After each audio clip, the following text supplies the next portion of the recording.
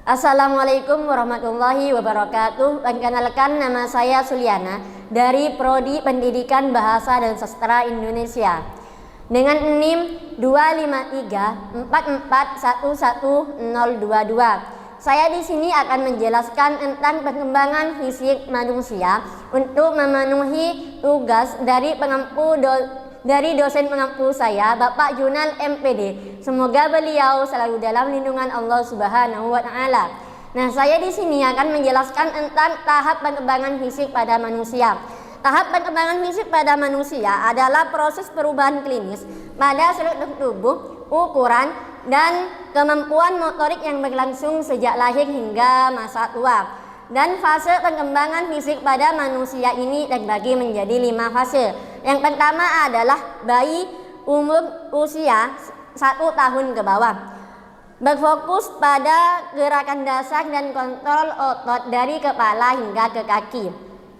4 bulan ke bawah mengangkat kepala secara mandiri.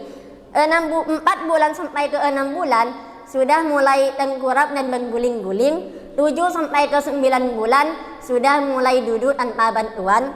10 sampai ke 12 bulan bayi sudah mulai merangkak, merambat, dan belajar berdiri. Dan fase yang kedua adalah balita dan persekolahan, yaitu umur 1 tahun sampai ke 5 tahun. Biasanya masa persekolahan itu umur 4 tahun atau ke 5 tahun. Otot besar dan kecil mulai berkembang pesat dan sudah menguasai 2 motorik, yaitu motorik kasar seperti melompat, berlari, dan memanjat. Motorik halus seperti memegang krayon, menyusun balok, dan menggunakan sendok sendiri. Dan tahap yang ketiga, masa kanak-kanak, 6 tahun sampai ke 11 tahun. Pertumbuhan cenderung stabil sebelum memasuki masa pubertas. Gigi susu tanggal, koordinasi tubuh, dan kemandirian fisik. 4 masa remaja, 12 tahun sampai ke 20 tahun, yaitu organ produksi matang. Remaja perempuan mengalami